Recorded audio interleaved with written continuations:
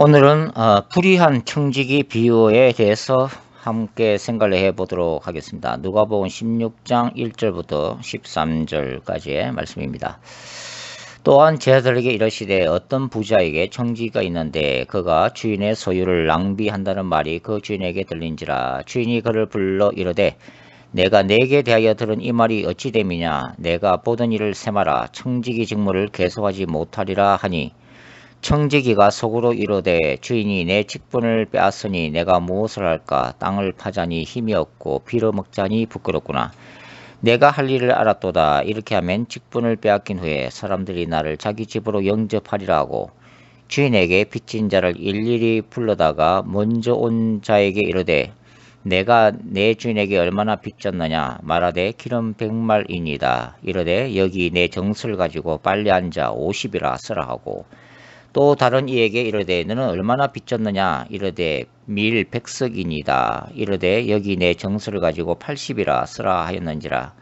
주인이 이 옳지 않은 청지기가 이를 지혜 있게 하였으므로 칭찬하였으니 이 세대의 아들들이 자기 시대에 있어서는 빛의 아들들보다 더 지혜로움이니라. 내가 너에게 말하노니 불의의 제물로 친구를 사기라. 그리하면 그 제물이 없어질 때에 그들이 너희를 영원히 그할 처소로 영접하리라. 지극히 작은 것에 충성된 자는 큰 것에도 충성되고 지극히 작은 것에 불의한 자는 큰 것에도 불의하니라. 너희가 만일 불의한 제물에도 충성하지 아니하면 누가 참된 것으로 너희에게 맡기겠느냐.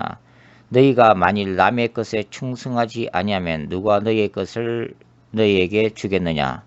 집 하인이 두 주인을 섬길 수 없나니 혹 이를 미워하고 저를 사랑하거나 혹 이를 중히 여기고 저를 갱히 여길 것임이니라. 너희는 하나님과 재물을 겸하여 섬길 수 없느니라. 이 불의한 청지기 비유 해석은 비유 중에서 가장 어려운 비유라고 해도 과언이 아닙니다.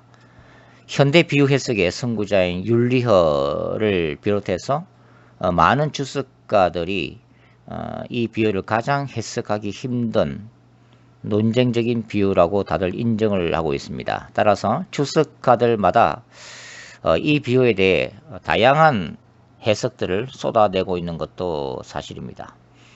가장 논쟁적인 부분은 이 비유 속의 청지기가 과연 누구를 상징하는가 하는 것과 예수께서 왜 이 불의한 청지기의 지혜를 칭찬하시고 더 나아가서 불의한 제물로 친구를 사기라고 말씀하시는가에 있습니다. 저는 누가복음 16장에 등장하는 이 불의한 청지기 비유를 종말론적 관점에서 그리고 누가복음 14장과 15장, 16장의 전체적인 문맥과 구조 속에서 그 의미를 다시 한번 생각을 해보도록 하겠습니다. 누가복음 14장부터 16장에는 두 부류의 사람들이 분명한 대조를 이루며 등장하고 있습니다. 첫째는 바리새인들과 서기관들입니다. 두 번째 부류는 세리와 죄인들이죠. 누가복음 14장부터 16장까지의 이야기 속에는 세리와 죄인들이 회개하고 예수께로 나오는 것을 비판한 바리새인들과 서기관들이 이 비유의 직접적인 대상으로 나타납니다. 그리고 세리들과 죄인들은 예수 곁에서 그분의 가르침을 묵묵히 듣고 있습니다. 바리새인들과 서기관들은 이야기 속에서 안식일 규정에 얽매여 병자들을 돌보지도 않고 교만하여 잔치의 상석에 앉기를 즐겨하고 가난한 자들은 잔치에 초청하지도 않습니다. 그러나 하나님의 나라는 오히려 가난하고 병들고 보잘것이 없는 이러한 자들을 큰 잔치 자리에 초청하고 강건하여 집을 채우는 잔치를 베푸는 주일의 모습에 나타나 있습니다. 여기에서 유대인의 식탁 공동체인 잔치 자리는 종말론적인 하나님의 나라 잔치로 이미지화되고 있습니다. 어떤 이들은 이러한 잔치 자리에 초청을 받았으나 밭을 샀다는 이유로, 또 어떤 사람은 소를 샀다는 이유로, 또 다른 사람들은 장가를 들었다는 이유로 이 천국 잔치의 초청에 거절하고 있습니다. 바로 이들이 예수 그리스도의 말씀을 통해 하나님의 나라의 초청을 받았으나 복음을 거절하고 있는 바리새인들과 서기관들인 거죠. 이들은 결과적으로 누가복음 14장 24절에 따르면 한 사람도 하나님의 잔치를 맛보지 못하는 비극적인 운명에 처해 있음을 경고를 받고 있습니다. 누가복음 16장에서도 스스로 의인으로 자처하는 바리새인들은 하나님께 미움을 받을 것이며 하나님의 나라는 가난하고 겸손한 자들, 즉 세리들과 죄인들이 적극적으로 침노할 것임을 예수께서 비유로 말씀하고 있습니다. 누가복음 16장 16절인데요. 예수께서 이렇게 말씀하시죠. 율법과 선지자는 요한의 때까지요. 그 후부터는 하나님 나라의 복음이 전파되어 사람마다 그리로 침입하느니라. 여기서는 중간태로 되어 있어서 역동적으로 적극적으로 자유의지를 가지고 하나님의 나라에 들어오려고 하는 사람들이 있다는 것입니다. 그 사람들 바로 죄인들과 세리들인 것입니다.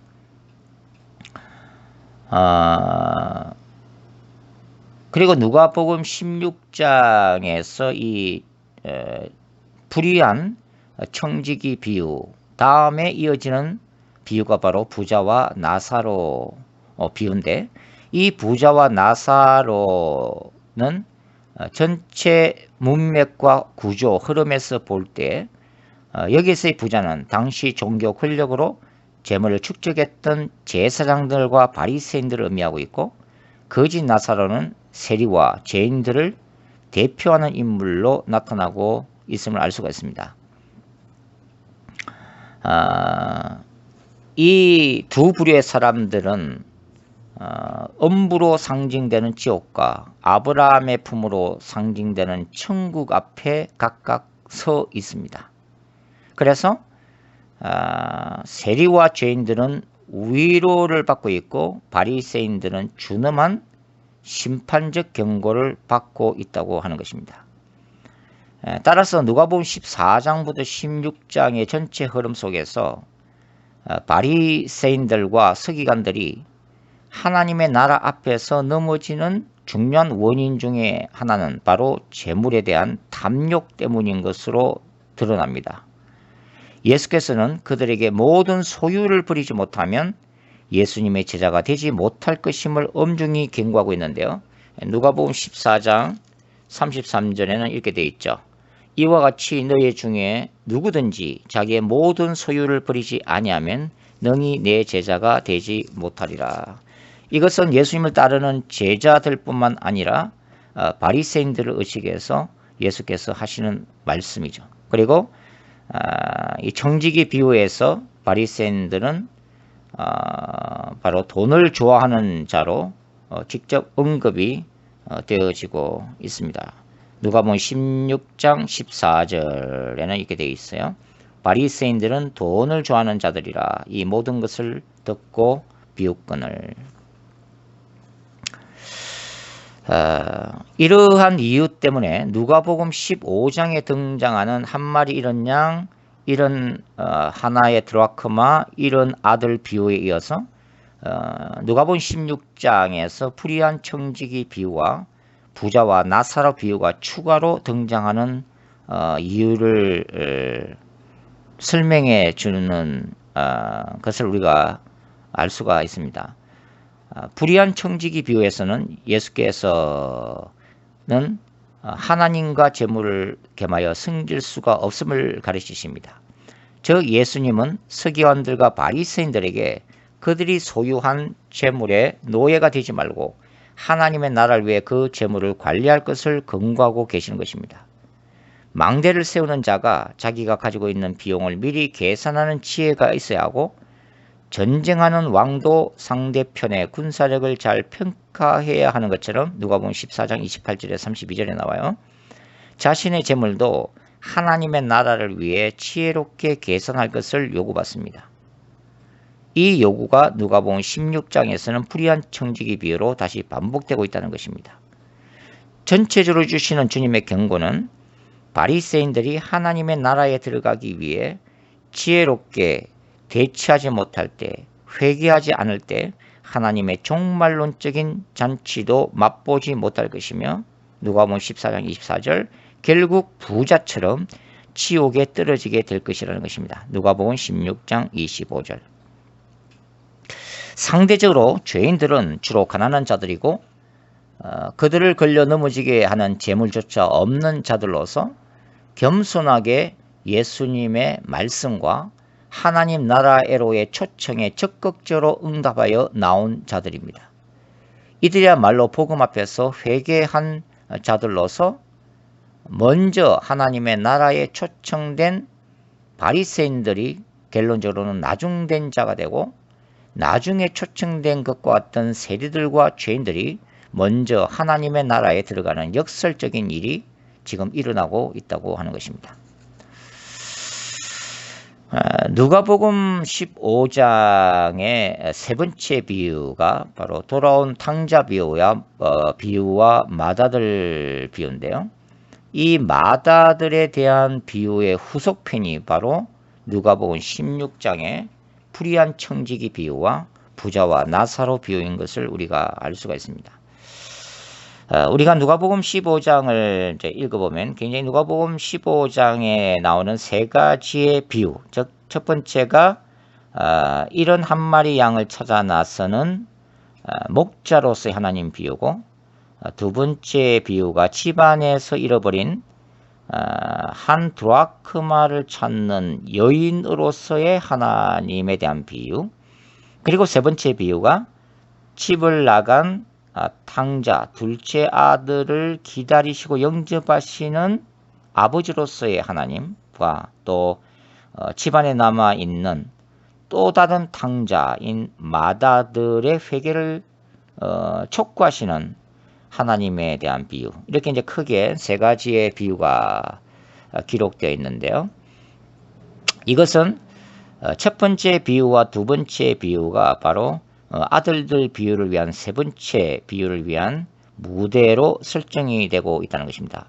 즉 예수께서는 첫 번째 이런 한 마리 양 비유 안에서는 덜판이라고 하는 무대를 설정하고 계시고, 두 번째 이 잃어버린 드라크마를 찾는 여인의 비유에서는 그 무대로서 집안을 설정하고 계십니다. 이는 세 번째 무대인 두 아들의 활동 영역을 이끌어내는 중요한 요소가 되고 있는데요. 즉 덜판은 한 마리 잃은 양에 해당하는 둘째 아들이 집안을 떠나 방황했던 세상을 상징하는 무대가 되고 있고, 여인이 동전을 찾았던 이 집안이라는 무대는 아버지를 떠나지 않지만 또 다른 숨겨진 탕자로서 집안에 남아있던 잃어버린 한 드라크마에 해당하는 마다들을 집안 안에서, 집 안에서 다시 찾아야만 하는 아버지의 무대로 예비되고 있다고 하는 것입니다. 따라서 이 바리새인을 상징하는 집안의 마다들에 대한 아버지의 설득과 경고는 뒤이어지는 누가복음 16장의 불의한 청지기 비유를 통해서 계속이 되어지고 있습니다. 따라서 불의한 청지기는 이러한 문맥의 흐름으로 보면 바리새인들을 상징하고 있다는 것입니다. 그리고 이러한 불의한 청지기 비유를 들은 바리새인들이 예수님의 이 말씀을 비웃는 장면이 나오죠.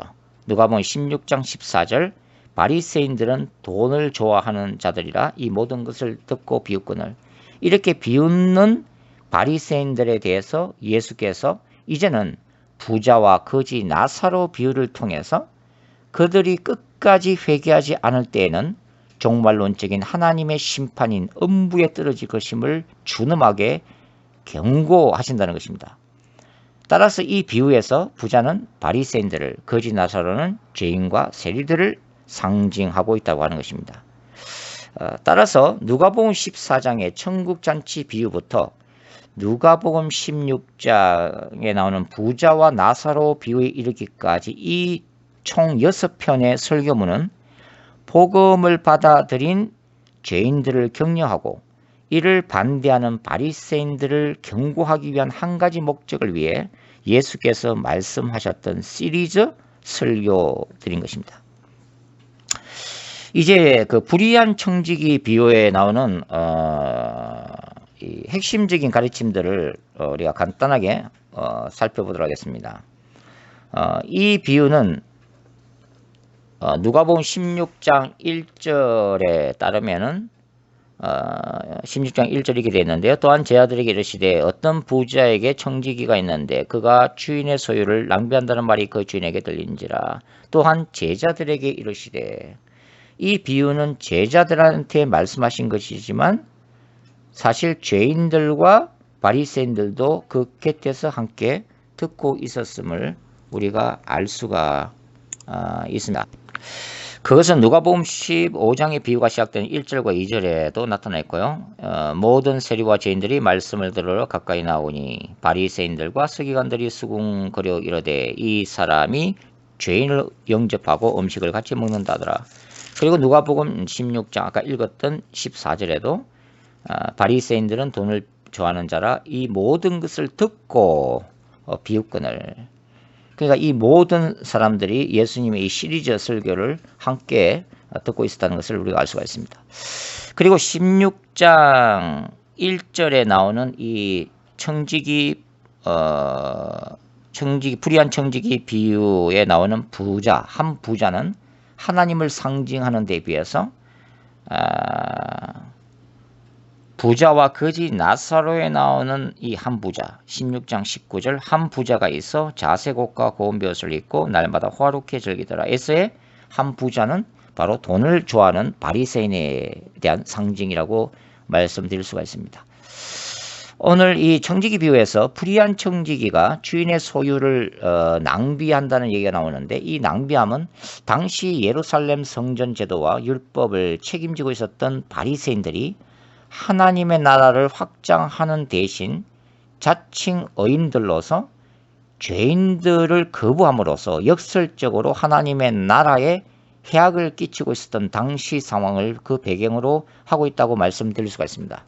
누가복음 11장 한번 보죠. 누가복음 11장 52절에 보시면 화 있을진저 너의 율법 교사여 너희가 지식의 열쇠를 가져가서 너희도 들어가지 않고 또 들어가고자 하는 자도 막았느니라 하시니라. 사실 마태복음에서는 이런 이 구절들이 이 회칠한 서기관과 바리새인들이여 너희의 화가 있을지어다라고 예수께서 말씀하시면서 너희는 스스로 천국의 문 앞에 서 있으면서 너희도 천국에 들어가지 않고 또 천국에 들어가려는 자들도 즉 죄인과 세리들도 너희가 가로막고 들어가지 못하게 하는도다라고 혹독하게 비판하는 내용으로 나오고 있습니다.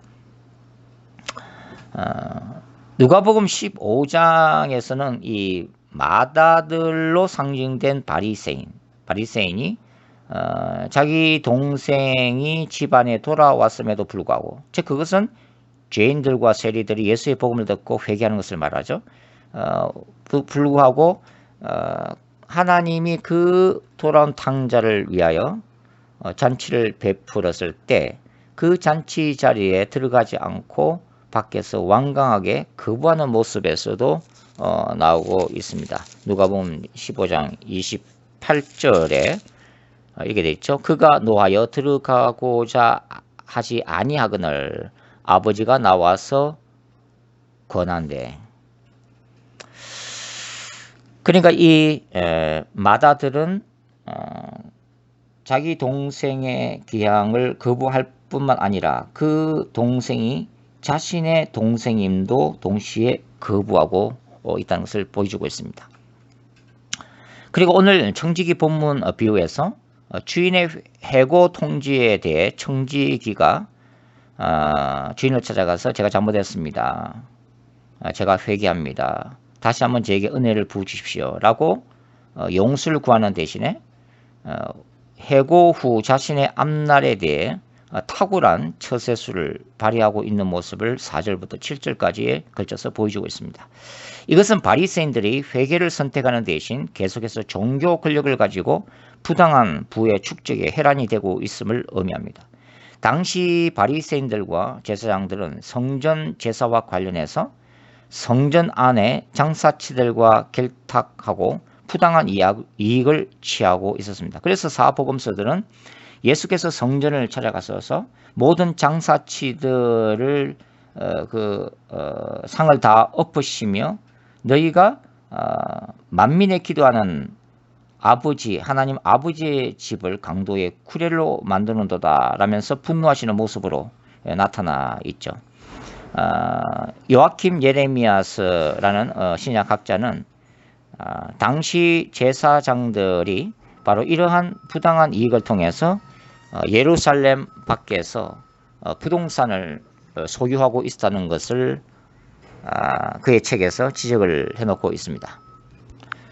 그뿐만 아니라 당시 율법사들 서기관과 바리새인들은 일반 유대인들에게 거짓된 율법 강요로 해서 가난한 과부의 성전세까지 징수하고 있었음을 우리가 알 수가 있습니다. 이게 이제 누가복음 이제 20장에 나오는 저 유명한 두렙돈 과부의 헌금에 관한 부분인데요. 누가복음 20장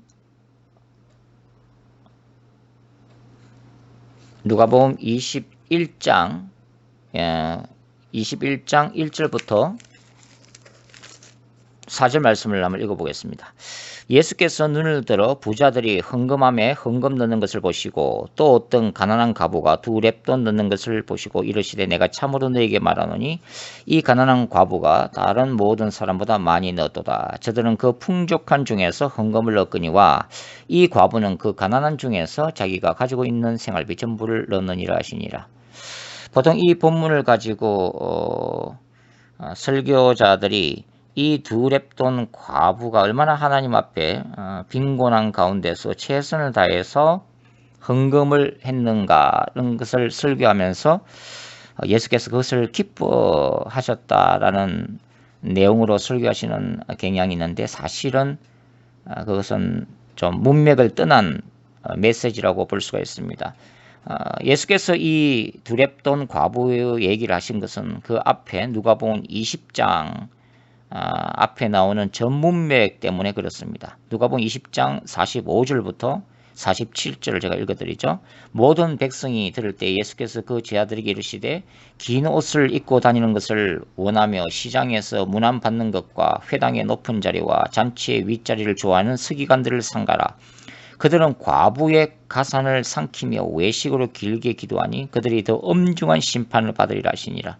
여기에서 예수께서는 서기관들을 삼가하라 조심하라고 말씀하시면서 과부의 가산을 삼킨다라는 언급을 지금 하고 계시고 어떻게 서기관들이 과부의 가산을 삼키는지를 뒷이어지는 누가복음 21장 가난한 과부의 헌금에 대한 실태를 말씀하심으로써 고발하고 있다고 하는 얘기입니다. 그러니까 이 두 렙돈 과부의 헌금은 가난한 과부의 아름다운 헌금하는 마음씨를 칭찬하셨다는 것보다는 이 가난한 과부로 하여금 전 재산을 성전세로 바치도록 율법을 잘못 가르치면서 과부의 재산을 삼켰던 바로 바리새인들 서기관들에 대한 비판의 연속상에서 바로 이 말씀을 하신 것입니다. 따라서 이제 누가복음 16장의 이 청지기 비유로 다시 돌아가서 이 청지기가 빚진 자들 다 불러 모아다가 자기 마음대로 탕감을 해주는 모습이 언급되고 있는데, 저는 이 본문 비유의 이 빚진 자들은 1세기 예루살렘 성전 상황으로 볼 때는 성전 안에서 이러한 제사장들과 이 바리새인들과 결탁했던 장사치들, 성전 안의 장사치들로 상징될 수 있다고 저는 보고 있습니다. 예수께서 그 청지기의 지혜, 여기 보면 예수께서 이 비유의 난해한 부분인 바로 이제 8절과 9절 말씀이 난해하다고 볼 수가 있는데요. 8절 주인이 이 옳지 않은 청지기가 이를 지혜롭게 했으므로 칭찬하였으니 이 세대의 아들들이 자기 시대에 있어서는 빛의 아들들보다 더 지혜로움이니라. 여기서 예수께서 청지기의 지혜를 칭찬하신 것은 그들의 행위, 그의 행위 자체를 칭찬한 것이 아니라 이 청지기가 이 땅에서 생존하기 위한 그 세속적 저세술과 교묘한 장깨를 인정하신 것입니다. 따라서 이 세대의 아들들은 바리새인들을 의미하고 있고, 빛의 아들들은 앞날을 개선하지 않고 자신의 소유를 모두 버려두고 순수한 마음으로 예수를 따랐던 제자들을 의미하고 있습니다. 누가복음 5장이 바로 그러한 제자들의 모습, 고기잡이를 버려두고 그물을 버려두고 예수를 따르는 베드로를 비롯한 제자들의 모습이 이제 기록되어 있는데요. 바로 그 제자들을 상징한다고 볼 수가 있습니다. 그 다음에 그 논쟁적인 구절을 한번 보도록 하겠는데요. 누가복음 16장 9절, 내가 너희에게 말하노니 불의의 제물로 친구를 사기라. 그리하면 그 제물이 없어질 때에 그들이 너희를 영원히 거할 영주할 처소로 영접하리라. 굉장히 난해한 구절입니다. 이 구절은 예수님이 그렇게 하라고 권유하시는 말씀이 아니라 단어적인 표현으로서 역설적인 지금 말씀을 하고 계신다는 것입니다. 즉 예수께서 긍정적인 의미로 말씀하신 것이 아니라 부정적인 의미로 말씀하신 것이라는 의미죠. 이 말의 의미는 불의한 제물로 친구를 사귀면 제물이 다하고 너네들이 종말론적 죽음을 맞이할 때 제물로 사귄 친구들이 너를 그들이 있는 영원한 처소로 맞이하는 운명을 당하게 될 것이라는 의미입니다. 사실 일부 학자들은 이 영원한 처소를 하나님의 나라로 해석하는 분들도 있는데, 사실 영원한 하나님의 나라가 아니라 정반대의 의미인 음부를 상징을 하고 있습니다. 이 바로 영원한 처소가 뭔가 하는 것은 뒷이어지는 부자와 나사로 비유에서 비로소 밝혀지고 있다고 하는 것입니다. 여기서 불의한 제물은 믿음으로 제자들이 하늘에 쌓는 그 보물과 대조적인 의미에서의 세속적인 돈이나 재물 그 자체를 의미합니다. 쿰랑 공동체는 이 불의한 제물이라는 단어를 돈에 대한 일반적인 관용적 표현으로도 이해를 했습니다. 그 다음에 10절에 나오는 지극히 작은 것, 그 다음에 11절에 나오는 불의한 재물, 12절에 나오는 남의 것, 이것들은 똑같은 개념으로서 대조적으로 10절에 나오는 큰 것, 11절에 나오는 참된 것, 12절에 나오는 너희의 것과 대조를 이루고 있습니다. 불의한 재물, 즉 만몬을 추구한 바리새인들의 결과는 음부에 떨어지는 것이고, 참된 것을 추구한 제자들의 상급은 뒷이어지는 부자와 거지 나사로 비유해서 보시다시피 바로 아브라함의 품인 것이죠. 이 비유의 이제 결론이 바로 13절입니다. 16장 13절. 집 하인이 두 주인을 섬길 수 없나니 혹 이를 미워하고 저를 사랑하거나 혹 이를 중히 여기고 저를 갱히 여길 것임이니라. 너희는 하나님과 재물을 겸하여 섬길 수 없느니라. 바로 이 말씀이 불의한 청지기 비유의 결론에 해당이 되어집니다. 그러니까 이 비유의 결론은 인간은 재물이나 하나님 중 하나만을 선택해야 하며 그 결과는 종말론적인 구원이나 종말론적인 심판 중 하나를 반드시 맞이하게 된다는 의미입니다. 오늘 이 불의한 청지기 비유의 교훈은 바로 이런 것이라고 말씀을 드릴 수가 있는데요. 예수님 당시에 종교 권력과 구원을 매개로 부를 축적한 이 바리새인들에 대한 주님의 경고는 오늘날 타락한 대형 교회들에 대한 준엄한 경고인과 동시에 현세적 기복신앙이나 돈을 우상화하는 맘모니즘에 빠진 현대인들에 대한 종말론적 메시지를 담고 있다는 것입니다. 특히 주님을 따르는 제자들은 돈의 지배를 받는 노예가 아니라 돈을 부리는 마스터, 주인으로서 우리에게 주어진 모든 부와 재물은 오직 하나님의 영광과 나를 위해 겸손하게 사용해야 함을 우리는 깨닫게 됩니다. 신자들은 이 땅에서의 한시적인 생존과 성공을 위한 일시적 처세술에 함몰되지 말고 영원한 하늘나라의 보물을 쌓는 종말론적 소망을 위해 사도 바울처럼 달려가야 한다는 것입니다. 사도 바울은 그의 순교자적 죽음을 앞두고 믿음의 아들 디모데에게 이렇게 얘기를 하고 있죠. 디모데후서 4장 7절과 8절입니다.